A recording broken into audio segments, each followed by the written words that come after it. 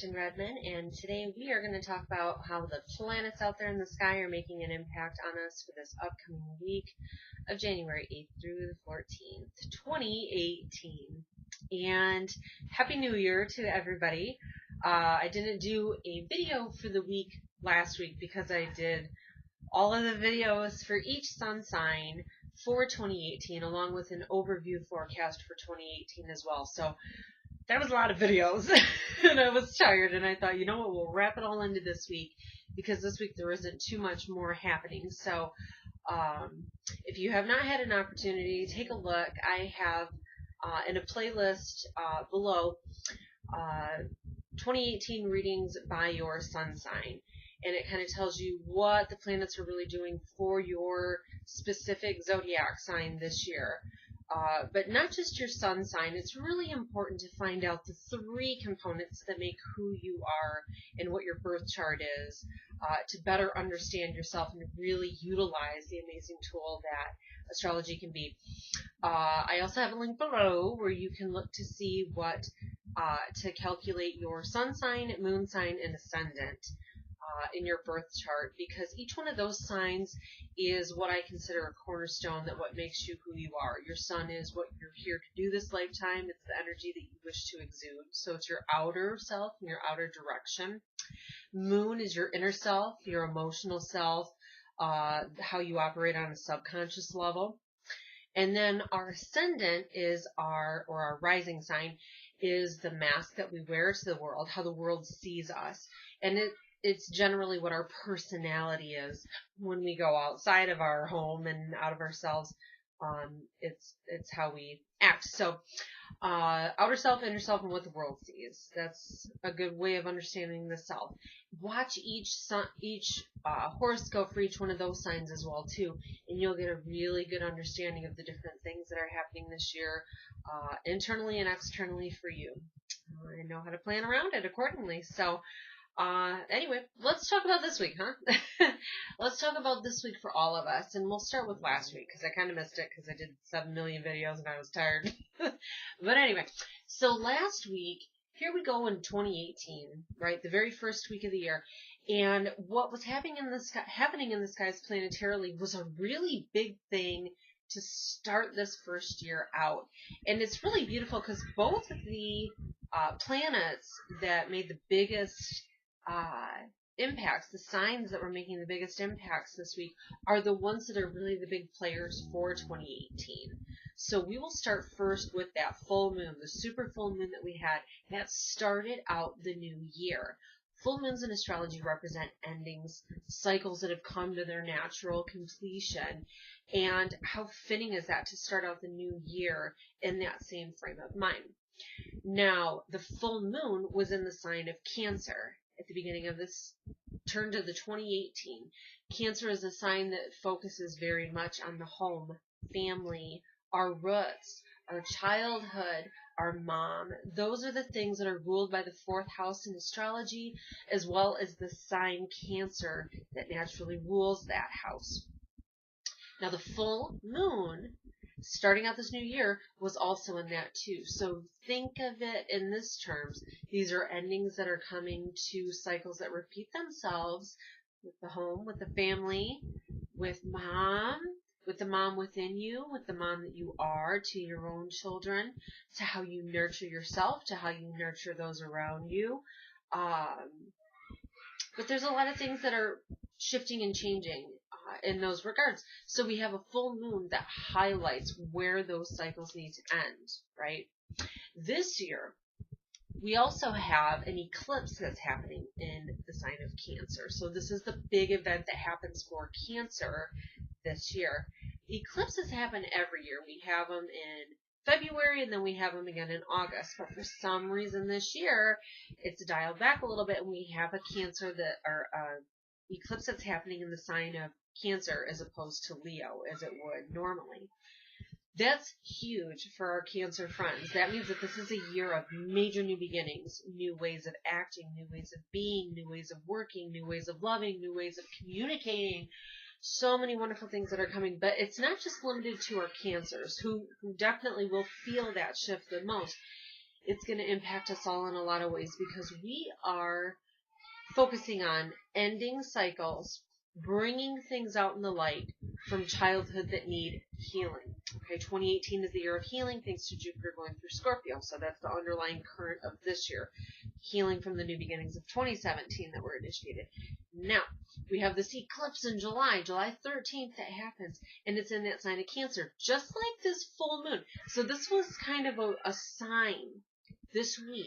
If you saw anything around you, if you had repetitive thoughts, if there was a cycle that made itself known again, let's say you're ending a relationship, you're having issues with your mom over and over again, you're finding that you wish you could do things differently, being a mother, or regrets that you have from those things, or for some other people here too, for most of the people this year, we're going to be looking to childhood. Issues and traumas that happen from childhood that carry through up into adulthood. And it's almost like we're running on autopilot with these things. We do them over and over again and we don't know why, because it was ingrained in the imprint of who we were as a child. And in order to deal with that at such a young age, normally it gets repressed. This is the year that this eclipse brings those things out and asks that they be healed, Jupiter and Scorpio, once and for all. So this is a powerful year for healing if you're ready to let go of it. This week would have illuminated a light big time on what those cycles are and what those endings need to be. Right? Now, another thing that we had happening last week was Uranus leaving its retrograde phase. This was on January 2nd. So pretty much the first working day of the new year, we had Uranus, the planet of freedom and liberation, finally leaving this retrograde phase where it's limited. It holds us back from really initiating these things that really are better fitting for who we are. Maybe it's a job, maybe it's a new relationship, maybe it's breaking out of a relationship. Whatever it is, Uranus is the one that gives us that thought saying, I need to free myself from what this is. I have to be happy. And as a result, to start the new year out with that Uranus going direct, being able to really make us act on these impulses that come through, like we're electrically shocked almost to make these changes, we have that starting out the new year where we felt held back from being able to initiate these things. Now we can, and what a wonderful time frame to do that. But these aren't just little changes, these are radical new changes in who we are, things that hold us back, and we want that to change. So you see the underlying current of what 2018 is here, right, between those two. Healing childhood wounds and traumas, healing issues with family, healing broken foundations within our home and in our family. It could be literal, it could be figurative. The universe works in so many ways. But also this is a year of liberation and freeing us from those chains of those events that happened in the past. So you sew it together, and this could be a very transformative year for all of us. So all of us were, in a sense, looking at that, feeling it last week. I did many, many readings last week, and I had heard repeatedly from one client to the next how they felt a lightness, how they felt this liberation already. And you can see why, because these are issues that we've seen over and over again, and we can feel the shifts and the winds of change blowing for us this year. We have this foresight coming. Uranus, the big thing that it's doing this year, and this is probably the most important astrological event of 2018, it happens in May, is when Uranus moves into the Earth sign of Taurus. Now, mind you, it hasn't been there for 84 years. So this is going to be a monumental shift that the world at large is going to feel. A shift of trying to rebuild the structures that are under us that have really crumbled in many, many ways. On personal levels and on larger global levels, on national levels, all different ways, right? The foundations have been shaken, and it said it's time for the new, and that's what Uranus loves to do, is initiate these wonderful new things and bring us things that are better fitting for where our souls are now. That's the cool thing with Uranus. And as it moves into Taurus, and while it's there for the next 7 years, that is going to bring a lot of stability to us in many ways, on various levels as well. you look to see in your chart where Uranus is at, and you are going to see where those solid grounds are going to be coming for you over the next several years as well. Contact me and we can do a chart reading. I do a $77 chart reading for 2018. It's like the only special I do of the year, but it's a wonderful tool to have to know where these massive healings are going to be taking place and where solid ground is coming as a result of the shifting and changing that's happened since 2014 that we're able to start moving past. That energy is going to carry through for the remainder of the year, but it really started getting focused on last week under the light of that full moon. So now this week we are focused on the Capricorn sun. That's really the only thing that's going to be making any shifts, changes beyond Mercury. Mercury's moving into a new sign as well. But first we're going to focus on this Capricorn that we got, because that's where our sun is shining its light now. It's focusing on all things Capricorn, all things Saturn, because Saturn is the ruler of Capricorn. So it's shining a light on how we work, our career, our job, our public image, our status in the world, our reputation. These are things that we really put under a microscope as the sun transits through the sign of Capricorn, starting December 23rd, 21st, that time frame. And then it moves onward until January 18th, 19th. That's the time frame we really look at those issues. It's also a time when we focus on structures as well. Capricorn is the structure of everything under our feet. So this is government, this is politics, things that rule us like that. This is the structures within our family and the pipeline that runs underneath it all, right? Those things also are brought into focus under the light of Capricorn. Because these things are so, I'm going to put my nose to the grindstone and get it done. Capricorn and Saturn have the tendency to make things serious. It's the teacher. It wants us learning lessons, and sometimes those lessons are not cool. They're not fun, and they suck, and it's like eating a Brussels sprout buffet, you know, like, I mean, let's say you don't like Brussels sprouts. Something, it's bad. Whatever it is, it's a bad thing. And as Saturn has moved into Capricorn this year, it's moved home. So that's another thing that's telling us that this year we have a lot of solid ground under our feet as well. But now we've got all these things coming through.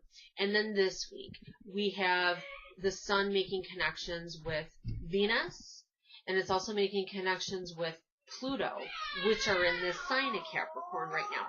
As they align, they take on one another's energy, and we start to really get serious about Venus, which is our love and money, restructuring how things work with that. And this is going to be a big year if you did not work on those relationship endings.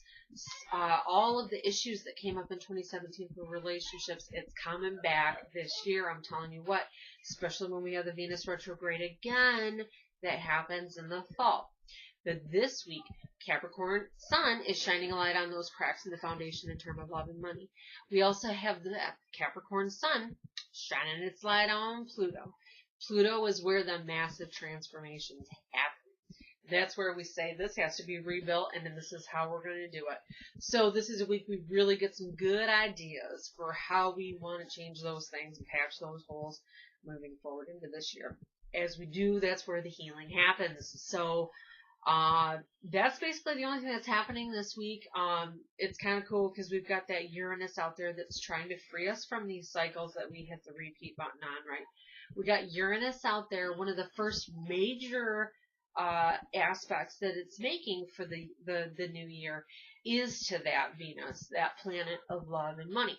So Uranus, remember I said before, it's kind of like an electric chair. It likes to shock things and move it and shake it into something new and different. It's doing that with Venus. So Venus not only rules love and money, but it also rules friendship too as well. So you may find that there may be some little jolts that happen, some new insight that you have in those areas, okay? Maybe some weird event happens that kind of irritates you a little bit too, because this is a tough square that happens between Venus and Uranus. So it can be something that pops up out of nowhere and it really makes you mad. But there's a reason. It's leading into that. I need to change this cycle this year. Big stuff, I tell you what. And then we have Mercury moving into Capricorn as well. So that's great. That's the planet of the mind. That's what's making our engines and wheels in here turning and thinking about those structures and the stability that we need moving into this next year and what needs to be done to make that ground good and solid under our feet. Yeah, so that's what we got going on for this week. I almost said this year, but they go hand in hand, as you can see. So let's do this. Let's do the card reading, let's do the stone reading, and let's see who is around us this week, and kind of like our Guardian Angel Championship cheerleader as well for 2018 with this energy too. So let's see who we got. Just feeling with the stones here. Through my intuition to see which angel is working with us here. Well, of course, it would be, here we go. And it's kind of a neat thing, too, because what I've got here, I've got a pink quartz or a rose quartz. And the rose quartz I always associate with Archangel Ariel. She's the angel that helps us manifest anything we want. And it's kind of fitting that she's the angel here today and also the angel for 2018 for us. Because she's the angel of Aries energy, and she's the angel that helps us manifest things. 2018 in numerology is a year of manifesting. It's an 11 year. 11 is a master number. Master numbers are the ones that radiate the energy of the universe best. 1 is for new beginnings. 2 is for teaching. Or, I'm sorry, 2. Okay, so 11 is a master manifester. 22 is the master builder. It decides this is what I need in the manifesting phase. 22 is when it makes it happen. And then 33 is the master teacher, saying, I manifested it from my mind. I made it happen with my will and my hands and my body, and I made this happen in tangible reality. And then 33 says, this is how I'm going to teach you how to do the same.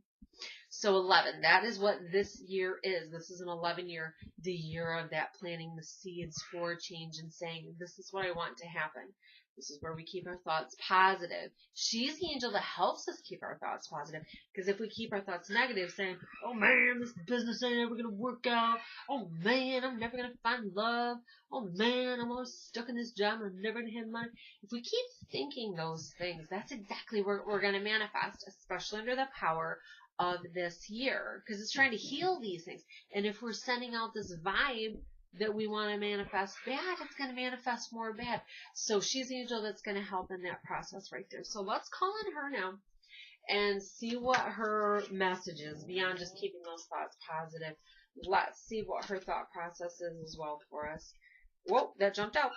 So obviously this is one. 7 of water. Isn't this something? This is something that indicates that there's a complex decision, the need to do some research, and it's time to stop procrastinating. This is a card that says sometimes we have so many choices out there with what we could do that we fail to act at all, and we just let everything pass us by. We decide to make no choice, so nothing happens. That's a card that's saying this as well. So here we got Archangel Ariel, the one that's trying to help us manifest what we need, but we also have to put it into action, right, too. So this is a card that says, if you know what it is you need, let's make a decision, because if not, either nothing's going to happen, or B, the universe is going to make a decision for you. And under the presence of Uranus, it's going to bring you something that you might not really want. So, now with that, that is what we've got from our angel this year, and this week as well. And my kids are going to kill each other out there, so I'm going to stop this reading now. So, thank you so much for watching. Bye.